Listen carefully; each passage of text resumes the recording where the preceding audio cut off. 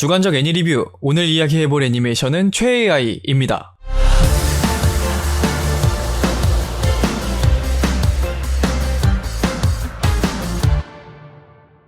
최AI, 한 화만에 장례식이 무려 3번이나 진행되는 충격적인 전개로 오프닝 음악인 아이돌과 함께 엄청난 관심을 받은 작품이죠. 같은 분기에 귀멸의 칼날은 물론이고 다른 쟁쟁한 작품들도 많았었는데 이 애니메이션들을 뒤로하고 당당히 순위권을 차지하는 모습을 보여줬습니다. 인기에 힘입어 종영 직후 2기 제작 결정을 발표하기도 했고요. 작품 내적으로든 외적으로든 참 많은 영향을 끼친 애니메이션인데 오늘은 최AI에 대한 제 생각을 한번 얘기해보겠습니다.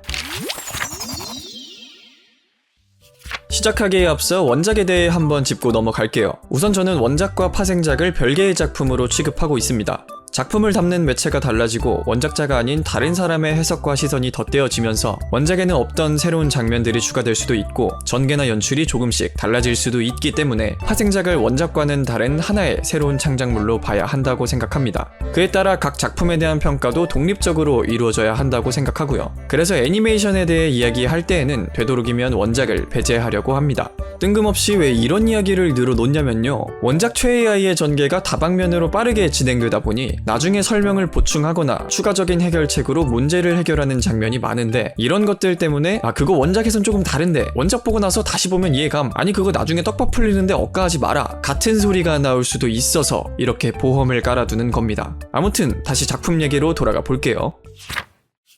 최AI는 아카사카 아카가 스토리를, 요코야리 맹고가 작화를 맡고 있는 만화를 원작으로 하고 있습니다. 방영 시기는 2023년 2분기, 제작회사는 동화공방, 감독은 히라마키 다이스케, 캐릭터 디자인은 히라야마 칸나, 총작화 감독은 히라야마 칸나를 비롯한 4명의 애니메이터가 맡았습니다. 저는 이 작품을 동화공방이 제작했다는 사실에 꽤 놀랐습니다. 사실 1화를 보기 전까지 어디서 작업한 애니메이션인지 모르고 있었거든요. 이미 만화를 통해 대략적인 전개를 알고 있었던지라 작품 자체에 큰 관심이 없었습니다. 그래서 1화를 보고 난 직후 허겁지겁 제작사를 찾아보며 놀랐던 기억이 있네요. 원래 동화공방은 일상물을 주력으로 하던 곳이었습니다. 대표작으로는 유루유리, 뉴게임, 건어물 여동생 우마루짱, 월간순정 노자키군 등이 있죠. 그동안의 작품과 분위기가 사뭇 달라서 동화공방에서 만들었을 거라고는 예상 못했었는데 이번에 칼을 제대로 갈고 나왔구나 하는 생각이 들었습니다. 나중에 기회가 되면 동화공방에 대해서도 따로 한번 다뤄보도록 할게요.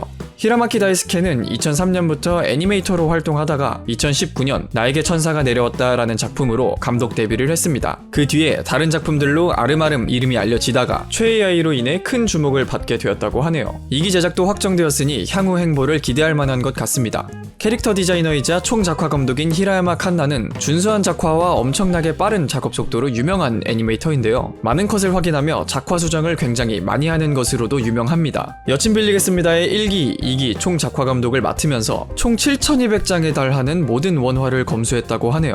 여친 빌리겠습니다의 캐릭터 디자인과 총 작화 감독을 맡으며 이름이 알려졌고 최AI를 비롯한 여러 작품에서 그 명성을 이어나가는 중입니다. 최AI에선 1화, 5화, 8화, 11화의 총 작감을 맡았네요. 작품 외적인 내용은 이 정도로만 하고 이제 애니메이션으로 넘어가 볼게요.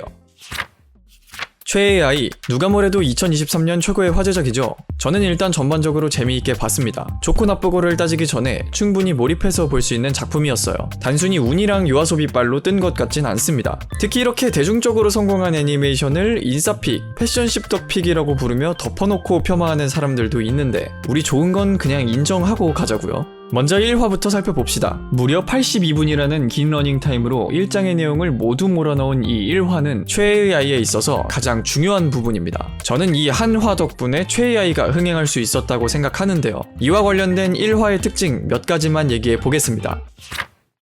먼저 1화에선 많은 양의 내용이 엄청나게 빠른 속도로 전개됩니다. 단행본 1권까지의 내용을 전부 박아넣어야 하기 때문인데요. 그래서 큰 줄기와 관련 없는 긴 템포의 개그 장면이나 흐름을 끊을 만한 장면들은 나오지 않습니다. 여기서 나오는 가장 큰 장점이 몰입도입니다. 최AI는 다소 난해하게 느껴질 수 있는 소재들을 다루고 있지만 이것들로부터 발생할 수 있는 위화감을 여러 자극으로 덮어놓고 있습니다. 관객들이 의구심을 갖기 전에 빠른 템포로 다른 충격적인 사건을 전개하죠. 저 또한 1화를 시청할 땐 별다른 위화감을 느끼지 못했습니다. 또한 작품이 사건 그 자체보다 사건에서 비롯된 인물들의 감정을 주로 조명하고 있기 때문에 자연스럽게 인물 중심으로 시야가 좁아지게 됩니다. 사건의 합당함보단 인물 개개인에 몰입해서 보게 된다는 거죠. 작품을 보고 난 뒤 환생의 설명에 대해 의구심을 갖는 사람이 별로 없는 것처럼 말이에요. 단순히 자극적인 전개만 늘어놓은 것이 아니라 작품에 몰입할 수 있게 하는 다른 내용들도 잘 곁들여 놓았는데요. 저는 배경에 대한 설명이 부족하지 않았던 게 참 좋았습니다.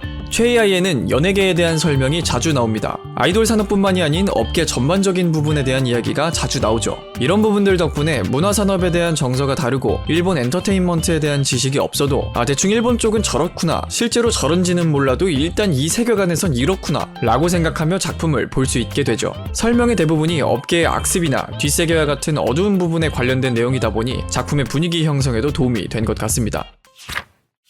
이런 빠른 템포의 전개와 함께 어우러지는 게 바로 긴 러닝타임입니다. 이전에도 1화의 러닝타임이 20분보다 길거나 몇 화를 연달아 보여주는 작품은 여럿 있었는데 약 90분에 달하는 극장판 수준의 러닝타임을 가진 작품은 없었습니다. 방금 말한 것처럼 최AI 1화의 가장 큰 특징이자 장점은 빠른 전개로부터 발생하는 긴장감과 몰입감인데 작품의 가장 큰 반전 포인트가 나오기 전에 회차가 끊겼다면 몰입도가 보다 떨어지고 반전의 효과는 반감되었을 겁니다. 긴장감이 줄어들면서 여러 소재에 대한 의구심도 생겼을 거고요. 또한 작품의 장르와 방향성 또한 확고하게 보여줄 수 있었습니다. 1화의 러닝타임이 일반적인 애니메이션과 같은 20분 정도였다면 아마미야 고로가 아쿠아로 환생하는 장면 정도에서 끊겼을 텐데 만약 이랬다면 환생이라는 주제에 거부감을 갖고 있는 사람들은 미련 없이 작품에서 하차했을 겁니다. 최AI는 이런 일을 방지하기 위해 4화 분량을 한 화에 몰아넣는 과감한 선택을 했죠. 다음화 버튼을 누르게 하기 힘드니까 그냥 전부 합쳐버린 겁니다. 우리가 보통 어떤 작품을 살짝 찍어 먹어볼 때 한 4화까지만 봐볼까? 라고 하지는 않잖아요. 보통 1화 정도만 보고 판단을 하죠. 이러한 점에서 1화에 대한 과감한 투자는 참 영리한 선택이었다고 생각합니다. 실제로 투자한 것 이상의 성과가 나오기도 했고요. 흥행과 관련된 마지막 특징은 익숙함입니다. 이 부분은 제 망상과 내피셜이 어느 정도 섞여 있는지라 그냥 우스갯소리 정도로 생각하고 적당히 걸러들어 주시면 감사하겠습니다.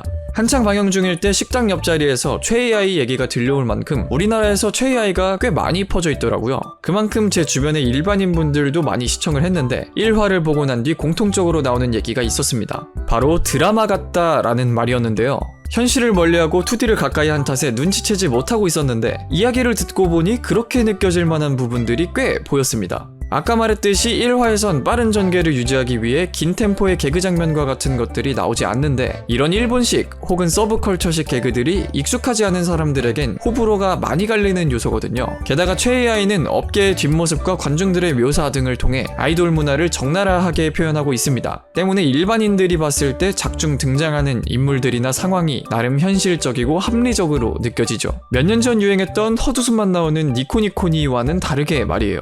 이러한 점들이 합쳐져 진입장벽이 낮아지고 한층 열린 마음으로 작품을 보다 보니 어디서 많이 먹어본 맛이 나는 겁니다. 1시간 남짓한 러닝타임, 빠른 전개와 여러 사건 사고, 앞으로의 일들을 예고하며 적절한 장면에서 끊어주는 1화 마지막 장면까지 우리에겐 굉장히 익숙한 구성이죠. 뭐 말은 많았지만 단순하게 말하자면 그냥 적은 거부감과 색다른 소재, 긴 러닝타임과 몰입감으로 작품에 대한 흥미와 기대감을 잘 불러일으켰다는 겁니다.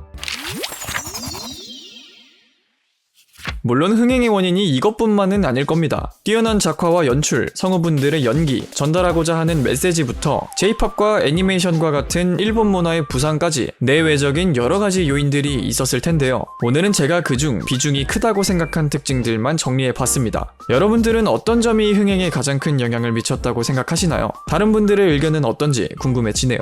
어쩌다 보니 1화, 그것도 몇 가지 특징에 대해서만 다뤘는데 다음 영상에선 최AI에 대한 제 감상평을 한번 얘기해 보려고 합니다. 좋았던 부분만큼 아쉬운 부분도 꽤나 있었던 작품이었는데 잘 정리해서 최대한 빠르게 돌아오도록 하겠습니다. 오늘 영상은 여기까지입니다. 시청해주셔서 감사하고요. 영상 재미있었다면 좋아요, 구독과 알림 설정까지 해주시면 앞으로 올라오는 애니 관련 영상들 빠짐없이 챙겨보실 수 있습니다.